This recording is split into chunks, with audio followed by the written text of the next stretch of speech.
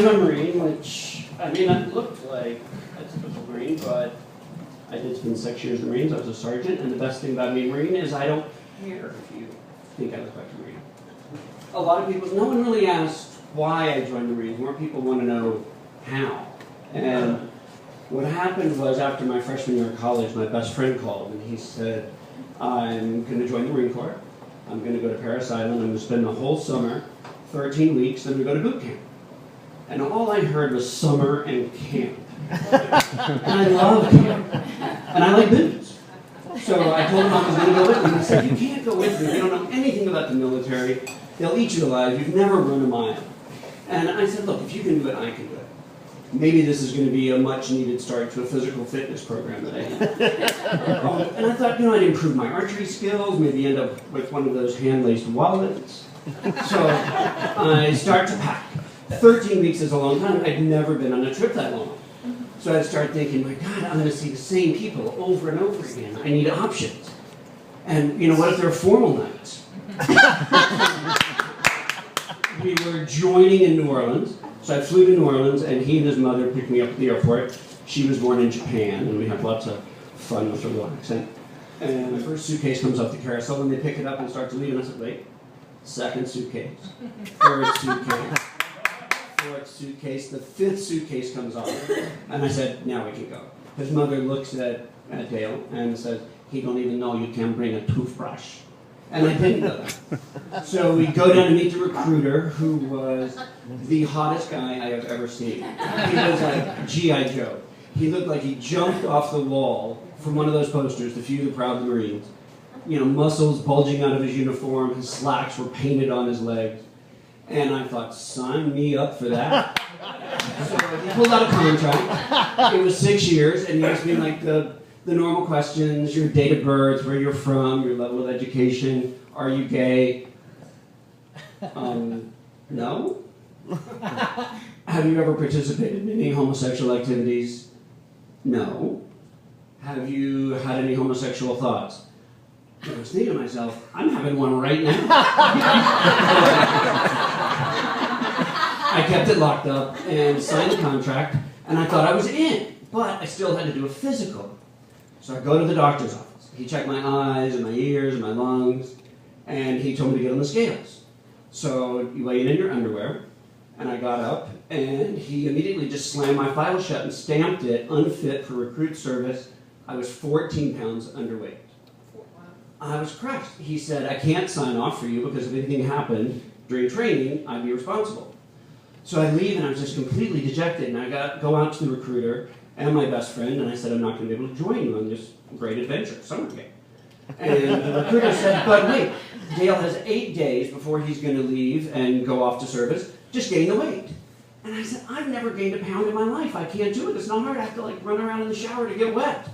And so Dale had been on the high school wrestling team, and he had to gain or lose 5 pounds to be in a class if it was available. So he said, I'm going to help you. We're going to eat. So we had 8 days. We go home and we took, those Charles Chips potato can, the big jugs? We ate all those potato chips, and then we filled it up with bananas and cake and cookies and peanut butter sandwiches, anything fattening and heavy that we could think of. And I kept that can with me wherever I went. Dale's mother made mashed potatoes and pork chops, and I kept it all down. And we just ate and ate and ate. At night, I would take that tin into the den and we'd watch television. We'd watch Happy Days and Charlie's Angels. This is all Creed, Don't Ask, Don't Tell. And I just grab a snack during a commercial. To this day, I cannot hear Henry Winkler's voice without reaching for a handful of cheese. We took that can around town and we'd visit our friends in New Orleans where we'd gone to high school. And every time we'd come to a stoplight, Dale would say, eat a banana.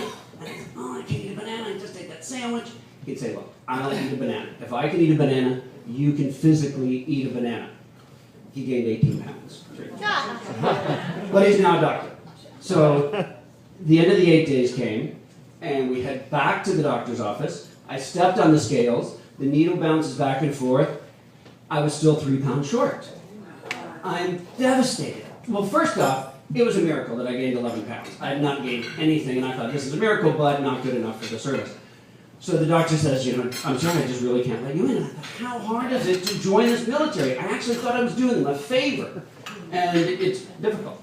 So I come out and I tell Dale, the recruiter, that it's not going to work. I can't join. The recruiter, G.I. Joe stud, grabs me by the hand, throws me through the Marine Corps base into the back of his G.I. Joe car, and we zoom through the streets of New Orleans. He comes to a halt in front of a hardware store.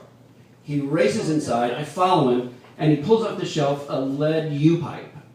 And he keeps running and takes a giant sledgehammer. He throws the joint, the U-joint, on the floor, and bam, bam, bam, hammers it as flat as he can, orders me into the bathroom, orders me to drop my pants, and I'm thinking, with better lighting and a little music, that might be a date.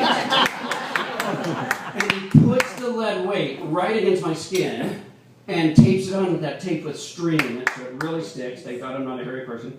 And pull my pants back up, and we get back in the car, drive back to the doctor's office, and I step on the scales all the way back. I'm driving, and I'm thinking, this lead weight is in my crotch. I'm so uncomfortable, I can't even cross my legs. I'm thinking, this is going to crush my nuts, forever. It's a 3-pound weight. We get back to the doctor's office, and I am in my underwear, and I'm approaching the scales, and I'm looking at the people in the room thinking, why aren't they seeing that this little skinny white guy with this huge bulge in his pants, something's wrong? And I'm just waddling up, and it's like the telltale heart is beating in my underwear. And I step on the scales, the needle goes, flop. 8 hours later, I'm standing in Paris Island, which is nothing like Paris, by the way. Eiffel Tower, guard tower.